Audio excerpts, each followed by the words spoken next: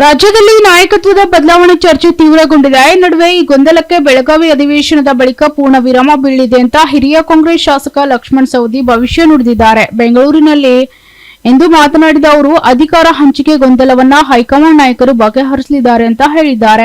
ಪಕ್ಷದಲ್ಲಿ ನಾಯಕತ್ವಕ್ಕೆ ಸಂಬಂಧಿಸಿದಂತೆ ಸೃಷ್ಟಿಯಾದ ಗೊಂದಲವನ್ನ ಬಗೆಹರಿಸುವುದು ನನ್ನ ಕಡೆ ಇಲ್ಲ, ಬದಲಾಗಿ ರಾಷ್ಟ್ರೀಯ ನಾಯಕರು ಗಮನ ಹರಿಸುತ್ತಿದ್ದಾರೆ. ಆದಷ್ಟು ಬೇಗ ಬಿಕ್ಕಟ್ಟು ಬಗೆಹರಿಯುತ್ತದೆ. ಈ ನಿಟ್ಟಿನಲ್ಲಿ ನಾನು ಕೂಡ ರಾಷ್ಟ್ರೀಯ ನಾಯಕರಿಗೆ ವಿನಂತಿ ಮಾಡ್ತೇನೆ ಅಂತ ಹೇಳಿದ್ರು. ರಾಜ್ಯದಲ್ಲಿ ನಾಯಕತ್ವ ಬದಲಾವಣೆ ಗೊಂದಲ ತೀವ್ರ ಸ್ವರೂಪವನ್ನ ಪಡೆದುಕೊಳ್ತಾ ಇದೆ. ಈ ನಡುವೆ ಬೆಂಗಳೂರಿನಲ್ಲಿದ್ದ ಎಐಸಿಸಿ ಅಧ್ಯಕ್ಷ ಮಲ್ಲಿಕಾರ್ಜುನ್ ಖರ್ಗೆ ಅವರು ದೆಹಲಿಗೆ ತೆರಳಿದ್ದಾರೆ. ಮಂಗಳವಾರ ದೆಹಲಿಗೆ ತೆರಳಿದ ಅವರ ಜೊತೆ ಡಿಸಿಎಂ ಡಿಕೆ ಶಿವಕುಮಾರ್ ಅವರು ಕೂಡ ತೆರಳಿದ್ದಾರೆ. ಇಬ್ಬರು ಒಂದೇ ಕಾರಲ್ಲಿ ತೆರಳಿರುವುದು ಸಾಕಷ್ಟು ಕುತೂಹಲಕ್ಕೆ ಕಾರಣವಾಗಿದೆ. ಖರ್ಗೆ ಅವರು ಬೆಂಗಳೂರಿನಲ್ಲಿ ಇದ್ದ ಸಂದರ್ಭದಲ್ಲಿ ಡಿಕೆಶಿ ಭೇಟಿ ಆಗಿರಲಿಲ್ಲ. ಆದರೆ ಇದೀಗ ಕೊನೆಯ ಕ್ಷಣದಲ್ಲಿ ಭೇಟಿ ಮಾಡಿ ಮಾತುಕತೆ ನಡೆಸಿದ್ದಾರೆ. ತೀವ್ರ ಸ್ವರೂಪಕ್ಕೆ ತಿರುಗಿದೆ ಇದು.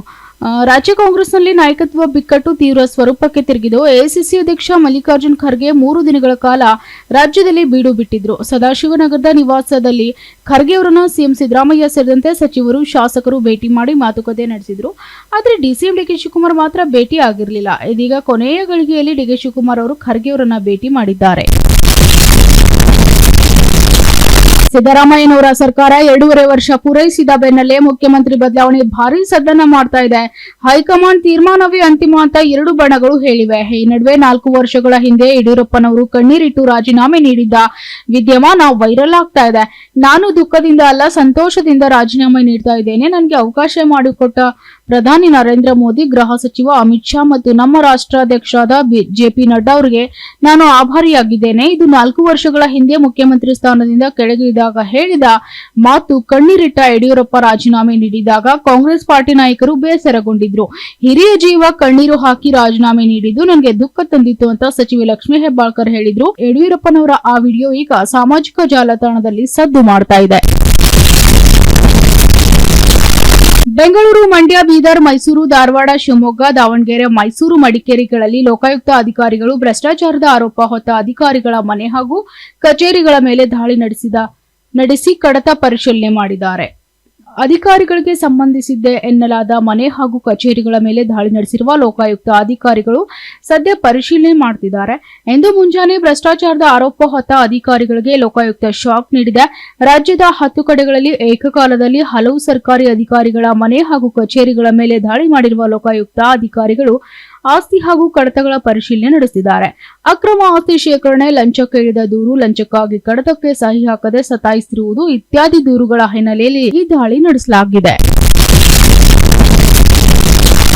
ಭಾರತ ಮತ್ತು ಸೌತ್ ಆಫ್ರಿಕಾ ನಡುವಣ 3 ಪಂದ್ಯಗಳ ಏಕದಿನ ಸರಣಿಯು ನವೆಂಬರ್ 30ರಿಂದ ಶುರುವಾಗಲಿದೆ. ಮೊದಲ ಮ್ಯಾಚ್ ರಾಂಚಿಯಲ್ಲಿ ನಡೆದರೆ ದ್ವಿತೀಯ ಪಂದ್ಯವು ಡಿಸೆಂಬರ್ 3ರಂದು ರಾಯ್ಪುರದಲ್ಲಿ ನಡೆಯಲಿದೆ. ಇನ್ನು 3ನೇ ಮ್ಯಾಚ್ ಡಿಸೆಂಬರ್ 6ರಂದು ವಿಶಾಖಪಟ್ಟಣದಲ್ಲಿ ಜರುಗಲಿದೆ. ಭಾರತ ಸೌತ್ ಆಫ್ರಿಕಾ ನಡುವಣ ಟೆಸ್ಟ್ ಸರಣಿ ಮುಕ್ತಾಯದ ಬೆನ್ನಲ್ಲೇ ಏಕದಿನ ಸರಣಿ ಶುರುವಾಗಲಿದೆ. ನವೆಂಬರ್ 30ರಂದು ಆರಂಭವಾಗಲಿರುವ ಈ ಸರಣಿ ಮೊದಲ ಪಂದ್ಯದಲ್ಲಿ ರೋಹಿತ್ ಶರ್ಮಾ ಹಾಗೂ ವಿರಾಟ್ ಕೊಹ್ಲಿ ಹೊಸ ಇತಿಹಾಸ ಸೃಷ್ಟಿಸಲಿದ್ದಾರೆ. ಹಲವು ವಿವಾದಗಳ ಸುಳಿಯಲ್ಲಿ ಸಿಲುಕಿ ಹೊರಬಂದು ಭವ್ಯ ರಾಮ ಮಂದಿರ ಇಂದು ತಲೆ ಎತ್ತಿ ನಿಂತಿದೆ. ಇಂದು 11:52ರಿಂದ 12:35 ಶುಭ ಮುಹೂರ್ತದಲ್ಲಿ ಧ್ವಜಾರೋಹಣ ಕಾರ್ಯಕ್ರಮ ನಡೀತಾ ಇದೆ. 191 ಅಡಿ ಎತ್ತರದ ರಾಮ ಮಂದಿರದ ಮೇಲ್ಭಾಗದಲ್ಲಿ 11 ಅಡಿ ಅಗಲ ಮತ್ತು 22 ಅಡಿ ಉದ್ದದ ತ್ರಿಕೋನಾಕಾರದ ಕೇಸರಿ ಧ್ವಜವನ್ನ ಹಾರಿಸಲಾಗಿದೆ. ಧ್ವಜದ ಮೇಲೆ ಸೂರ್ಯವಂಶಿ ಮತ್ತು ತೇತ್ರಾಯುಗದ ಚಿಹ್ನೆಗಳನ್ನ ಇರಿಸಲಾಗಿದೆ. ರಾಮ ಮಂದಿರದ ಮೇಲೆ ಹಾರಲಿರುವ ಧ್ವಜ ತುಂಬಾ ವಿಶೇಷವಾಗಿದ್ದು, ದೈವಿಕ ಧ್ವಜವನ್ನ ಗುಜರಾತ್ನ ಅಹಮದಾಬಾದ್ನಲ್ಲಿ ತಯಾರಿಸಲಾಗಿದೆ. ಭಾರತಕ್ಕೆ ಭೇಟಿ ನೀಡಿದ ಅಫ್ಘಾನಿಸ್ತಾನದ ಕೈಗಾರಿಕೆ ಮತ್ತು ವಾಣಿಜ್ಯ ಸಚಿವ ಅಲ್ಹಾಜ್ ನೂರುದ್ದೀನ್ ಅಜೀಜಿ ಕೇಂದ್ರ ಸಚಿವ ಪಿಯೂಷ್ ಗೋಯಲ್ ಅವರನ್ನ ಭೇಟಿಯಾಗಿದ್ದಾರೆ. ಉಭಯ ದೇಶಗಳು ಆರ್ಥಿಕ ಸಂಬಂಧಗಳನ್ನು ಬಲಪಡಿಸಲು ಒಪ್ಪಿಕೊಂಡಿವೆ. ವ್ಯಾಪಾರ, ಹೂಡಿಕೆ, ಗಣಿಗಾರಿಕೆ, ಕೃಷಿ ಮತ್ತು ಆರೋಗ್ಯ ಕ್ಷೇತ್ರಗಳಲ್ಲಿ ಸಹಕಾರ ವೃದ್ಧಿಸಲು ನಿರ್ಧರಿಸಲಾಗಿದೆ.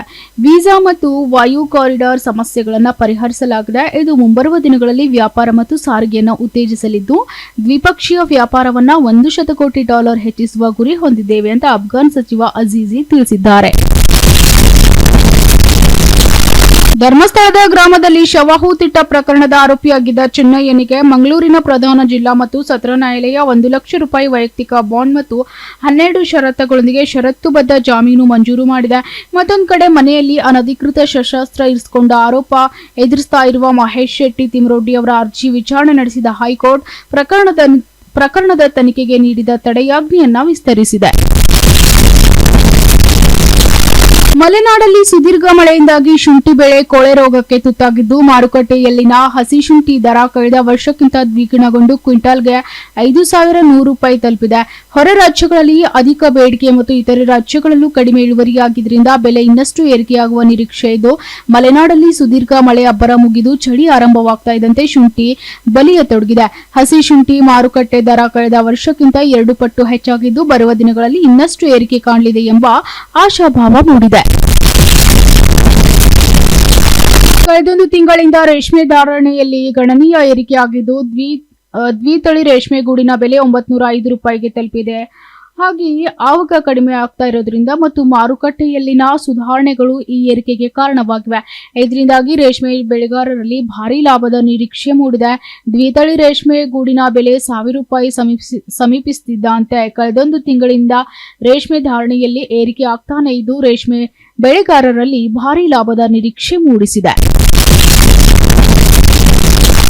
ರಾಜಧಾನಿಯಲ್ಲಿ ನಡೆದ 7.11 ಕೋಟಿ ರೂಪಾಯಿ ದರೋಡೆ ಪ್ರಕರಣದಲ್ಲಿ ಕಾನ್ಸ್ಟೇಬಲ್ ಅಣ್ಣಪ್ಪ ನಾಯಕ್ ಶಾಮೀಲಾಗಿದ್ದಾರೆ. ಕಳೆದ 10 ತಿಂಗಳಲ್ಲಿ 124 ಪೊಲೀಸರು ಭ್ರಷ್ಟಾಚಾರ, ಕರ್ತವ್ಯ ಲೋಪ ಮತ್ತು ಅಪರಾಧ ಚಟುವಟಿಕೆಗಳಲ್ಲಿ ಭಾಗಿಯಾಗಿ ಅಮಾನತುಗೊಂಡಿದ್ದಾರೆ. ಗಾಂಜಾ ಮಾರಾಟ, ಸಂತ್ರಸ್ತರಿಂದ ಲಂಚ ಬೇಡಿಕೆ, ಅಕ್ರಮ ಬಂಧನ ಸೇರಿದಂತೆ ಹಲವು ಆರೋಪಗಳು ಕೇಳಿಬರ್ತಾ ಇವೆ. ಈ ಹಿನ್ನೆಲೆಯಲ್ಲಿ ಗೃಹ ಸಚಿವರು ಪೊಲೀಸ್ ಸಿಬ್ಬಂದಿಯ ಕಾರ್ಯಚಟುವಟಿಕೆಗಳ ಮೇಲೆ ನಿಗಾ ಇಡುವಂತೆ ಸೂಚಿಸಿದ್ದಾರೆ. ರಾಜಧಾನಿಯನ್ನ ಬೆಚ್ಚಿ ಬೀಳಿಸಿದ 7.11 ಕೋಟಿ ರೂಪಾಯಿ ದರೋಡೆ ಪ್ರಕರಣದಲ್ಲಿ ಕಾನ್ಸ್ಟೇಬಲ್ ಅಣ್ಣಪ್ಪ ನಾಯಕ್ ಶಾಮೀಲಾಗಿರುವುದು ಇಲಾಖೆಗೆ ತೀವ್ರ ಮುಜುಗರ ತಂದೊಡ್ಡಿದೆ.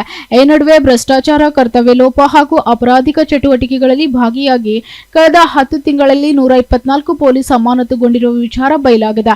ಅಮಾನತುಗೊಂಡವರ ಪಟ್ಟಿಯಲ್ಲಿ 10 ಮಂದಿ ಇನ್ಸ್ಪೆಕ್ಟರ್ಗಳು, 16 ಮಂದಿ ಸಬ್ ಇನ್ಸ್ಪೆಕ್ಟರ್ಗಳು, 16 ಮಂದಿ ಎಎಸ್ಐ, 82 ಮಂದಿ ಕಾನ್ಸ್ಟೇಬಲ್ಗಳು ಸೇರಿದ್ದಾರೆ.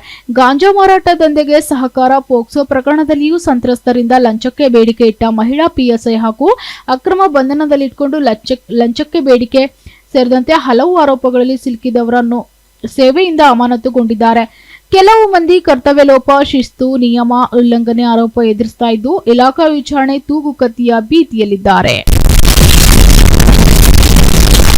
ಭಾರತ ದೇಶದ ಪ್ರಥಮ ಉಪ ಪ್ರಧಾನಿ, ಉಕ್ಕಿನ ಮನುಷ್ಯ ಸರ್ದಾರ್ ವಲ್ಲಭಾಯ್ ಪಟೇಲ್ ಮಹಾನ್ ಅಪ್ರತಿಮ ದೇಶಭಕ್ತ ಅಂತ ನಗರದ ಬಂಗಾರಪೇಟೆ ವೃತ್ತ ಪ್ರವಾಸಿ ಮಂದಿರ ಸಮೀಪದ ಏಕತಾ ನಡಿಗೆ ಪಾದಯಾತ್ರೆ ಕಾರ್ಯಕ್ರಮದಲ್ಲಿ ಸಂಸದ ಎಂ ಮಲೇಶ್ ಬಾಬು ಅಭಿಪ್ರಾಯಪಟ್ಟಿದ್ದಾರೆ. ನಗರದ ಪ್ರವಾಸಿ ಮಂದಿರದ ವೃತ್ತದ ಬಳಿ ಭಾರತ ಸರ್ಕಾರದ ಯುವಜನ ವ್ಯವಹಾರ ಮತ್ತು ಕ್ರೀಡಾ ಸಚಿವಾಲಯದಿಂದ ಭಾರತದ ಉಕ್ಕಿನ ಮನುಷ್ಯ ಸರ್ದಾರ್ ವಲ್ಲಭಾಯ್ ಪಟೇಲ್ ಅವರ 150ನೇ ಜನ್ಮದಿನದ ಅಂಗವಾಗಿ ಹಮ್ಮಿಕೊಳ್ಳಲಾಗಿದ್ದ ಏಕತಾ ನಡಿಗೆ ಪಾದಯಾತ್ರೆ ಕಾರ್ಯಕ್ರಮ ಉದ್ಘಾಟಿಸಿ ಮಾತನಾಡಿದರು. ಭಾರತದ ಏಕೀಕರಣಕ್ಕೆ ಕಾರಣರಾದ ಸರ್ದಾರ್ ಪಟೇಲರು ಅವರ ಜನ್ಮದಿನಾಚರಣೆ ಪ್ರಯುಕ್ತ ದೇಶದಾದ್ಯಂತ ಪಾದಯಾತ್ರೆ ಹಮ್ಮಿಕೊಳ್ಳಲಾಗಿದೆ. ಕೇಂದ್ರ ಯುವಜನ ವ್ಯವಹಾರ ಮತ್ತು ಕ್ರೀಡಾ ಸಚಿವಾಲಯದಿಂದ ಪಾದಯಾತ್ರೆಗೆ ದೇಶದಾದ್ಯಂತ ಆಯೋಜಿಸಿದ್ದು ಎಂದು ತಿಳಿಸಿದ್ದಾರೆ. ದೇಶದ ಪ್ರಧಾನಮಂತ್ರಿ ನರೇಂದ್ರ ಮೋದಿ 2047ಕ್ಕೆ ವಿಕಸಿತ ಭಾರತ ಕಟ್ಟುವ ಪರಿಣಾಮವಾಗಿ ದೇಶದ ಯುವಕರನ್ನ ದೇಶದ ಪ್ರಗತಿಯೊಂದಿಗೆ, ದೇಶದ ಗೌರವದೊಂದಿಗೆ ಕೊಂಡೊಯ್ಯುವ ನಿಟ್ಟಲ್ಲಿ ಈ ಪಾದಯಾತ್ರೆ ಹಮ್ಮಿಕೊಳ್ಳಲಾಗಿದೆ. ಭಾರತದ ದೇಶವು ವಿಶ್ವದ ಹಿರಿಯಣ್ಣನಾಗುವ ನಿಟ್ಟಲ್ಲಿ ಯುವಕರು ಶ್ರಮಿಸಬೇಕಾಗಿದೆ ಅಂತ ಅಭಿಪ್ರಾಯಪಟ್ಟಿದ್ದಾರೆ. ರಾಷ್ಟ್ರೀಯ ಮಾದಕ ವಸ್ತು ಬ್ಯೂರೋ ಮಹತ್ವದ ಕಾರ್ಯಾಚರಣೆಯಲ್ಲಿ 325.54 ಕೆಜಿ ತೂಕದ 262 ಕೋಟಿ ರೂಪಾಯಿ ಮೌಲ್ಯದ ಮಾದಕ ವಸ್ತು ವಶಪಡಿಸಿಕೊಂಡಿದ್ದು, ಇಬ್ಬರನ್ನ ಬಂಧಿಸುವಲ್ಲಿ ಯಶಸ್ವಿಯಾಗಿದ್ದಾರೆ. ಆಪರೇಷನ್ ಕ್ರಿಸ್ಟಲ್ ಪ್ರೊಟೆಸ್ಟ್ ಭಾಗವಾಗಿ ನಡೆದ ದಾಳಿಯಲ್ಲಿ ನೋಯ್ಡಾ ನಿವಾಸಿ ಶೇನ್ ವಾರಿಸ್ ಬಂಧನ ಮಾಡಿದ ಎನ್ಸಿಬಿ ಆತನು ಸುಳಿವು ಆಧರಿಸಿ ಸಂಗ್ರಹಣಾ ಕೇಂದ್ರದ ಮೇಲೆ ದಾಳಿ ನಡೆಸಿ ಅಲ್ಲಿದ್ದ ನಾಗಾಲ್ಯಾಂಡ್ ಮಹಿಳೆ ಎಸ್ತರಾ ಕಿನಿಮಿಯನ್ನ ವಶಕ್ಕೆ ಪಡೆದುಕೊಂಡು ಅಪಾರ ಪ್ರಮಾಣದ ಮಾದಕ ವಸ್ತು ವಶಪಡಿಸಿಕೊಳ್ಳಲಾಗಿದೆ. ದೆಹಲಿಯ ಅತಿದೊಡ್ಡ ಮೆಂಟಾಫೆಟಮೈನ್ ವಶಪಡಿಸಿಕೊಳ್ಳುವಿಕೆಗಳಲ್ಲಿ ಒಂದಾದ ನಾರ್ಕೋಟಿಕ್ಸ್ ಕಂಟ್ರೋಲ್ ಬ್ಯೂರೋ ಮತ್ತು ದೆಹಲಿಯ ಪೊಲೀಸ್ ವಿಶೇಷ ದಳಗಳ ಜಂಟಿ ಕಾರ್ಯಾಚರಣೆಯು ಅತ್ಯಾಧುನಿಕ ಅಂತಾರಾಷ್ಟ್ರೀಯ ಮಾದಕ ವಸ್ತು ಸಿಂಡಿಕೇಟ್ ಅನ್ನ ಪತ್ತೆ ಹಚ್ಚಿದೆ. ಬಾಗಲಕೋಟೆ ಜಿಲ್ಲೆಯಲ್ಲಿ ನಡೆದ ಎಸ್ಬಿಐ ಕಾಕ್ನೂರು ಮತ್ತು ಕುಳಗೇರಿ ವೀರಪುಲಿಕೇಶಿ ಬ್ಯಾಂಕ್ ದರೋಡೆ ಪ್ರಕರಣಗಳ ಸಂಬಂಧ ಬಾಗಲಕೋಟೆ ಜಿಲ್ಲಾ ಪೊಲೀಸರು ಅಂತಾರಾಜ್ಯ ಕಳ್ಳನನ್ನ ಬಂಧಿಸಿದ್ದಾರೆ. ಉತ್ತರ ಪ್ರದೇಶದ ಮೂಲದ ಇಬ್ಬರು ಆರೋಪಿಗಳನ್ನ ಅರೆಸ್ಟ್ ಮಾಡಲಾಗಿದೆ. ಬಂಧಿತರಿಂದ ಲಕ್ಷಾಂತರ ರೂಪಾಯಿ ಮೌಲ್ಯದ ಚಿನ್ನಾಭರಣ ಮತ್ತು ನಗದನ್ನ ವಶಪಡಿಸಿಕೊಳ್ಳಲಾಗಿದೆ. ಕಾಕನೂರು ಗ್ರಾಮದಲ್ಲಿ ಎಸ್ಬಿಐ ದರೋಡೆ ಮತ್ತು ಕುಳಗೇರಿ ವೀರಪುಲಕೇಶಿ ಬ್ಯಾಂಕ್ ಕಳ್ಳತನ ಪ್ರಕರಣ ಸಂಬಂಧ ಬಾಗಲಕೋಟೆ ಜಿಲ್ಲಾ ಪೊಲೀಸರು ಈ ಕಳ್ಳರನ್ನ ಹೆಡೆಮುಡಿ ಕಟ್ಟಿದ್ದಾರೆ. ಉತ್ತರ ಪ್ರದೇಶದ ಕಕ್ರಾಳ ಗ್ರಾಮದ ಮೊಹಮ್ಮದ್ ನವಾನ್ ಮತ್ತು ಕಮರುಲ್ ಖಾನ್ ಬಂಧಿತ ಆರೋಪಿಗಳಾಗಿದ್ದು ಹಣ ಮತ್ತು ಆಭರಣಗಳನ್ನು ಜಪ್ತಿ ಮಾಡಿದ್ದಾರೆ. ಬೆಂಗಳೂರಿನ ಟೆಕ್ಕಿಯೊಬ್ಬರು ಗೂಗಲ್ನ ಜೆಮಿನಿ ಎಐನ ನ್ಯಾನೋ ಬನಾನಾ ತಂತ್ರಜ್ಞಾನ ಬಳಸಿ ನಕಲಿ ಪ್ಯಾನ್ ಮತ್ತು ಆಧಾರ್ ಕಾರ್ಡ್ಗಳನ್ನು ಸೃಷ್ಟಿಸಿದ್ದಾರೆ. ಎಐ ನೀಡಿದ ಚಿತ್ರಗಳನ್ನು ಅವರು ತಮ್ಮ ಎಕ್ಸ್ ಖಾತೆಯಲ್ಲಿ ಹಂಚಿಕೊಂಡಿದ್ದು ಚಿತ್ರಗಳ ನೈಜತೆ ಕಂಡು ನೆಟ್ಟಿಗರು ಹುಬ್ಬೇರಿಸುವಂತೆ ಮಾಡಿದ್ದಾರೆ. ವಾಸ್ತವಿಕವಾಗಿ ಕಾಣುತ್ತಾದ್ರೂ ಹತ್ತಿರದಿಂದ ಗಮನಿಸಿದಾಗ ನಕಲಿ ಅಂತ ಸ್ಪಷ್ಟವಾಗುತ್ತದೆ. ಬೆಂಗಳೂರಿನ ಟೆಕ್ಕಿಯೊಬ್ಬರು ಗೂಗಲ್ನ ನ್ಯಾನೋ ಬನಾನಾ ತಂತ್ರಜ್ಞಾನ ಬಳಸಿಕೊಂಡು ಅಸಲಿಯಂತೆ ಕಾಣುವ ಪ್ಯಾನ್ ಮತ್ತು ಆಧಾರ್ ಕಾರ್ಡ್ಗಳನ್ನು ರಚಿಸಿದ್ದು ಎಐ ನೀಡಿದ ಚಿತ್ರಗಳನ್ನು ಅವರು ತಮ್ಮ ಎಕ್ಸ್ ಖಾತೆಯಲ್ಲಿ ಹಂಚಿಕೊಂಡಿದ್ದು ಚಿತ್ರಗಳ ನೈಜತೆ ಕಂಡು ಎಲ್ಲರೂ ಅಚ್ಚರಿ ಪಡುವಂತೆ ಮಾಡಿದ್ದಾರೆ.